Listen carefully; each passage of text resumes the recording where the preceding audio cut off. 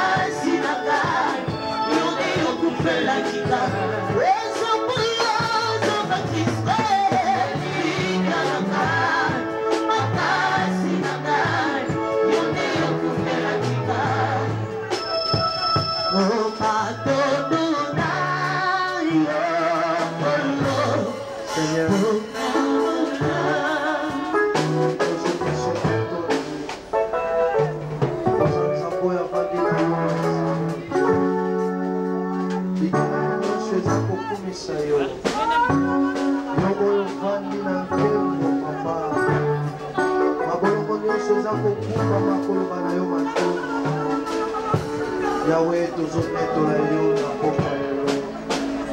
Tozokumisa yo mokonzi, règne à jamais, Seigneur. Tometo yo le Dieu tout-puissant, le Dieu qui est au-dessus de tout. Nini biso tokoli kopesa yo. Tozosopa mitema na biso liboso na yo.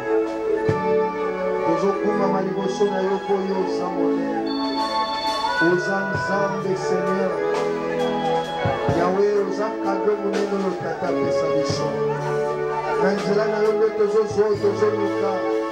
Na nzela na yo nde tozozwa miracle. Na nzela na yo nde tozozwa mapamboli.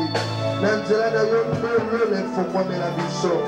Na nzela na yo nde tozwa akse ya kobona mabana epai na tata oyo aza likolo ya batata nyonso. Eza yo Nzambe na bomoi. Voilà pourquoi na pokwa lelo, Seigneur. Totomboli mitema mpe mibongo na biso. Okumama mpe koadore yo. Yo oyo ozomerite ozati. Tometoli yo, Seigneur. Oh Jésus. Merci, Seigneur. Tokumisi yo na nyonso. Tometoli yo mpo oza malamu. Otombolama na yo lisusu. Na 4e jour ya lelo. Mitema na biso eza na esengo Nzambe. Na oyo deja yo osali papa. Tomoni yo. Mpe ozokoma na biso. Tombolama na kombo eleki bakombo nyonso. Basantu topeti maboko. Tolobi merci Seigneur Jésus-Christ. Amen. Alléluia. Est-ce que c'est Wezali? Tika tovanda. Vraiment, to pesi Nzambe merci. Est-ce que tu peux mettre la retardateur nyonso baye awa to mettre la bango ata maboko po na retard na ba. Amen. Eza na bandeko baye retard makasi. To bandaki milulu na biso depuis mokolo ya lundi le 9 toza kokoba toza elongo na radio pe télévision sango malamu ya molimo aza déjà awa na bandeko batangaki bafiche to bayokaki ba sport na radio to na télévision sango malamu ezalaki na motei moko babandaki kobenga révérend pasteur Adelbert Mobobo. Amen. Bobo lelo yende moto ako te ya biso aza mokambi na biso na kati l'église Christ compagnon yende aza kokamba pe kokordone ville mobimba ya Kinshasa bisika ba paroisse na biso ezala biso ba pasteur ezala lingomba ba paroisse eza na se ya bokambami na ye bongo tozwi privilège ya kokamba moko ya koyamba moko ya bakambi oyo ya biso ya lingomba Kristo aya po aya kote ya biso. Est-ce que Kristo toza lesengo ya koyamba ye? Soki toza lesengo na lingi bosunga ngai ntango toza kobenga révérend pasteur Adelbert Mobobo tobeteli Yesu Kristo.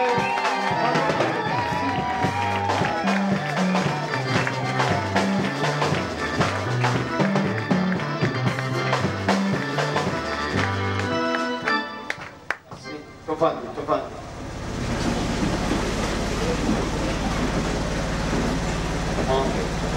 Alingi sincèrement pour remercier Nzambi pour l'occasion yo.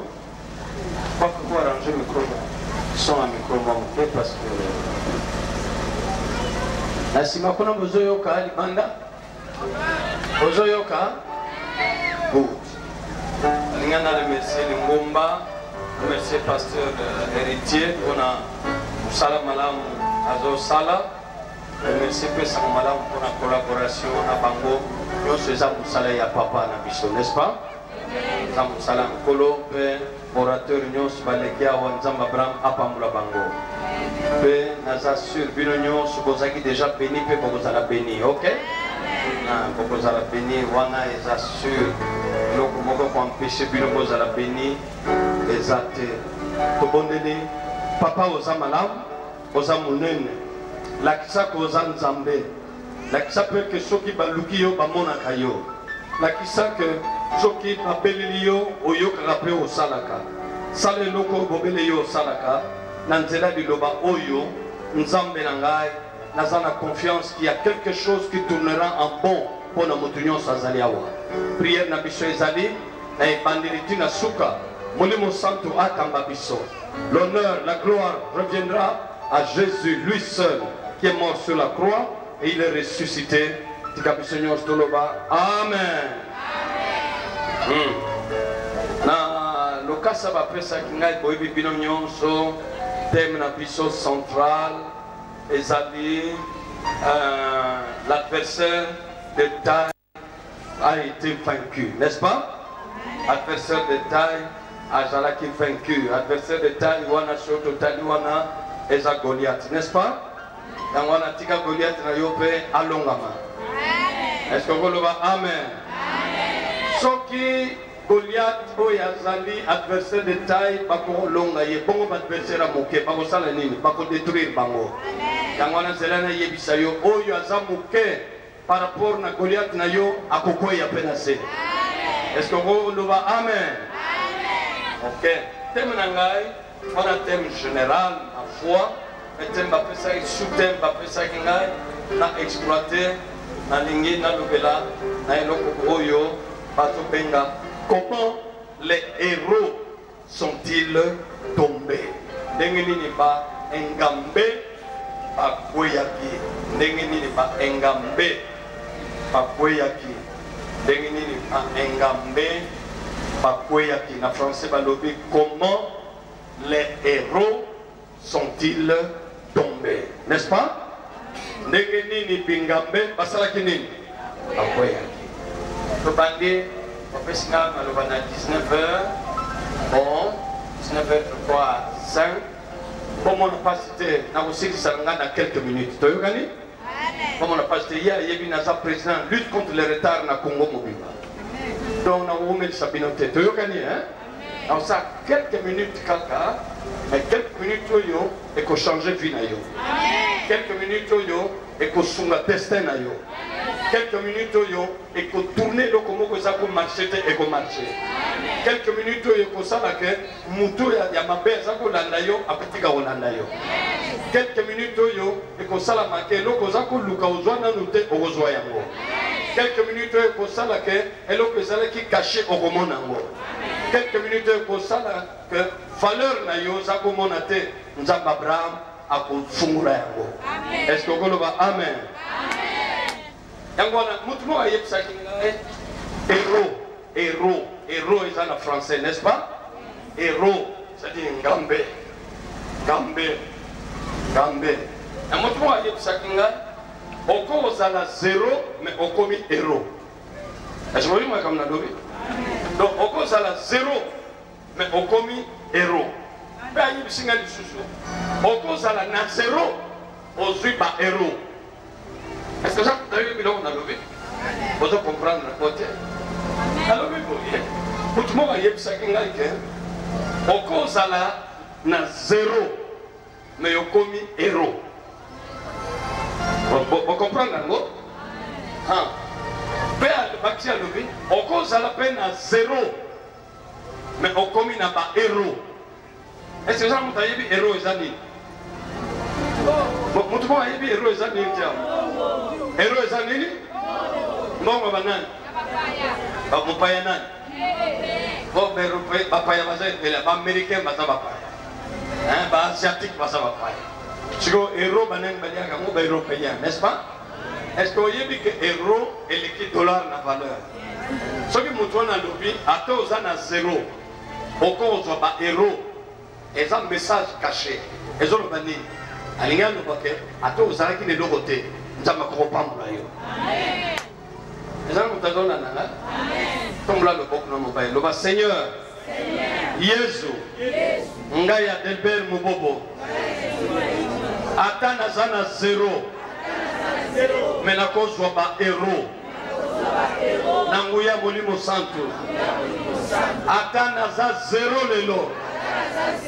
Nako comme héros. Nanguya Molimo Santo. Est-ce que héros?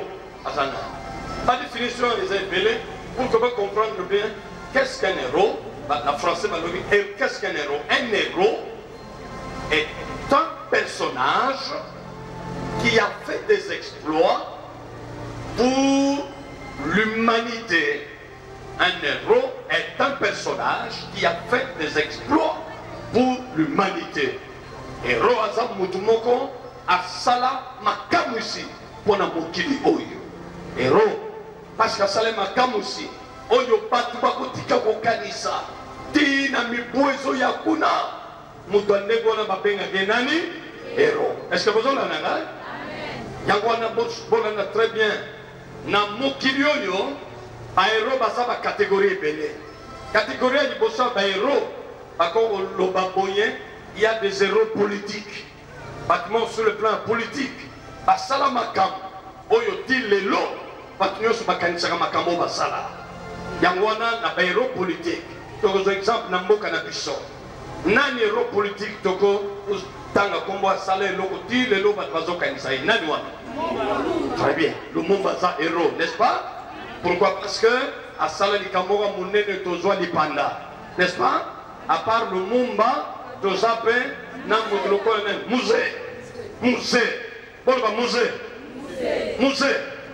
musée à sala les Kamomoko Yobatunyo Sobakokansaye. Est-ce que vous en avez? C'est que sur le plan militaire, Ezapena Patmusuba Loba Moto Yaza héros. C'est-à-dire que Nabitumba Oye Salama, Apunda Bitumba Pe Apesa et Longa Namboka. Batunyo Sobakanisaka. Na baero ya bitumba. Lelo na Congo, tozana petit moko ya muke. À sa jeune garçon. N'est-ce pas? autaki ko beta ba rwanda be ko leki. Est-ce que vous avez moi mobali wana? Nani ko na ye? Mamadou. Mamadou nda. Ah, bati bangwale. Batu nyonso. Mamadou.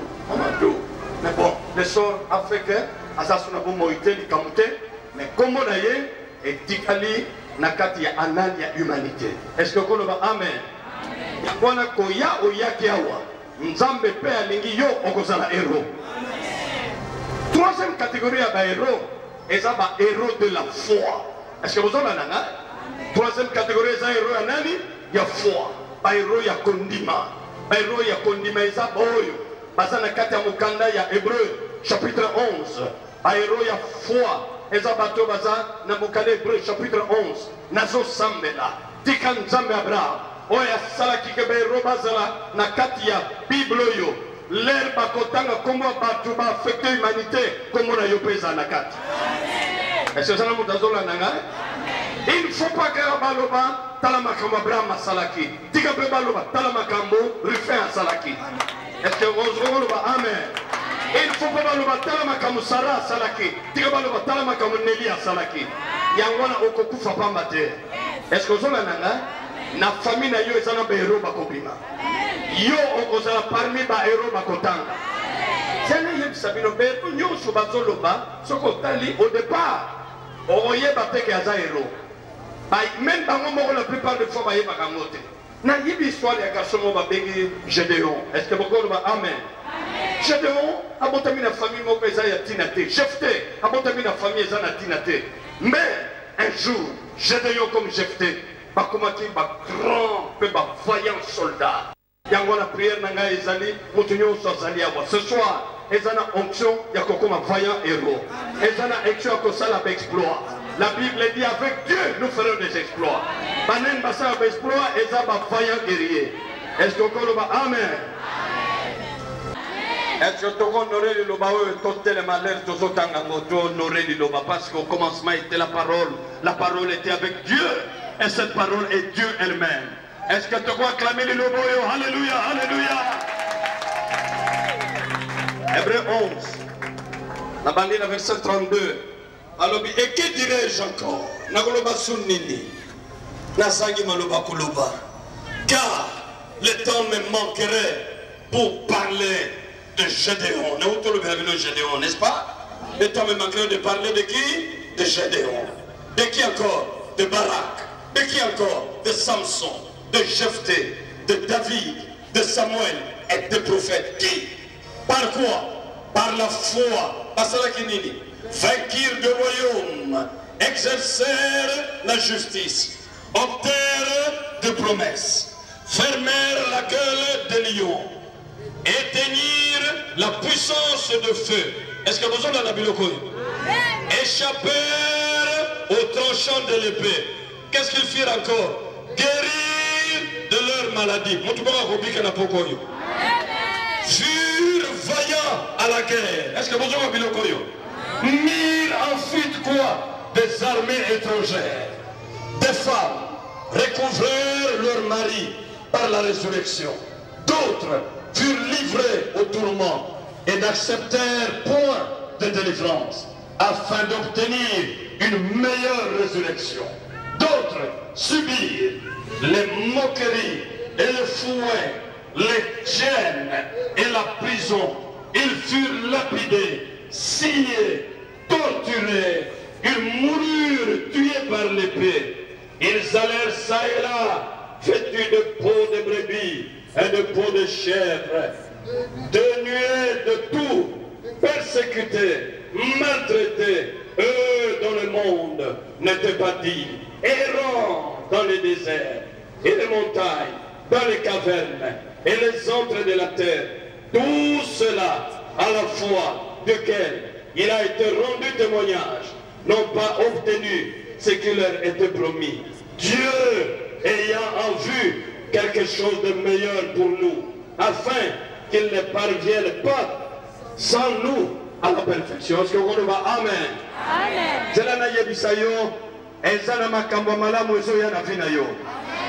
Asseyez-vous, asseyez-vous. Avenir na yo ekobonga. Nazo déclarer tu réussiras dans ta vie. Est-ce que vous avez au Congo? Est-ce que makambo na lobby bozo na nango bien? Ah bana makala. Est-ce que boyoki biloko na lobby na bino? Est-ce que yebi que okoko raté eloko moko munene nzamba zo pesa yo soko zo comprendre te. Yango na yezu suka zote à chaque fois koloba oyo azana mato ya koyoka ayoka. Pe akoyebisa pour comprendre makambo. Parce que awo soko comprendre le côté, vous serez en train de recevoir un grand cadeau. Mais parce que vous avez battu un cadeau munene et l'équilibre son ayo. Mais prière nanga eza pour rater cadeau nzamba linga pesa yo.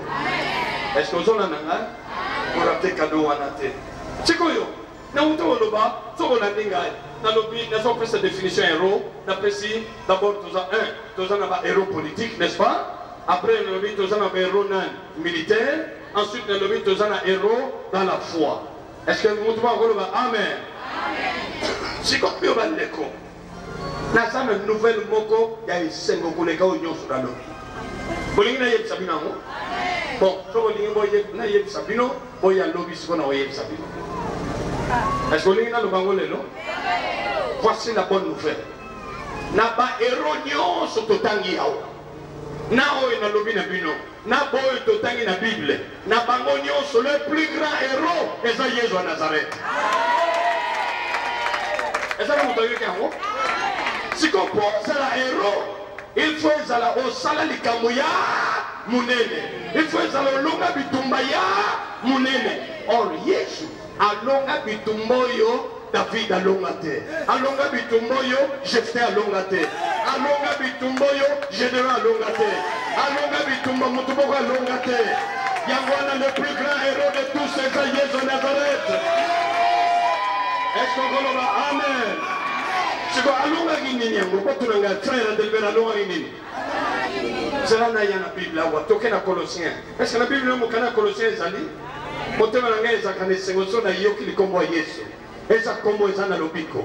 Eza na kombo esali sakabatu. Eza kombo pesa kama yele. Eza kombo limbi sakabatu. Eza kombo etombo la kabatu. Est-ce que yebi kenzamba ko tombo na yo? Colossiens.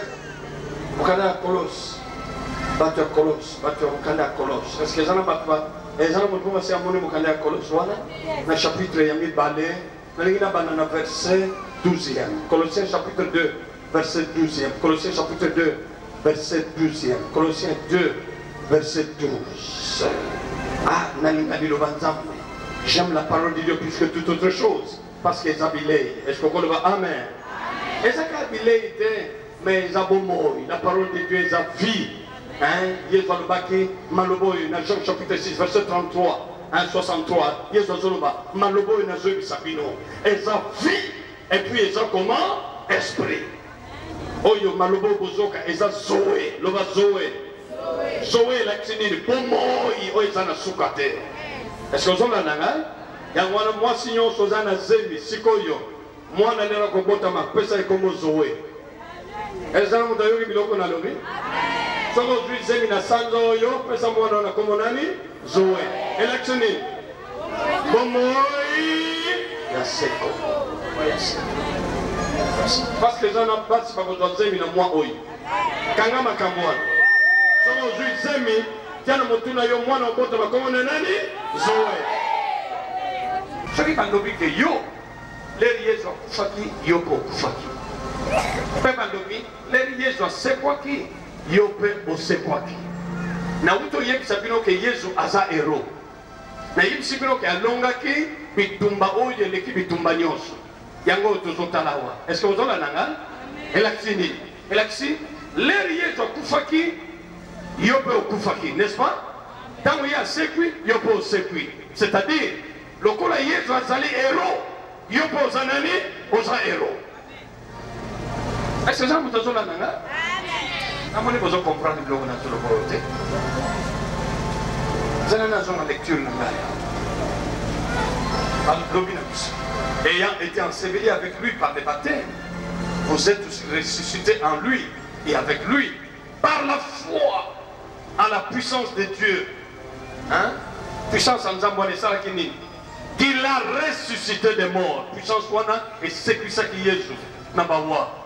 Verset 13. Vous qui étiez morts par vos offenses et par l'incirconcision de votre chair. Qu'est-ce qu'il a fait? Il vous a rendu à la vie avec lui. En faisant quoi?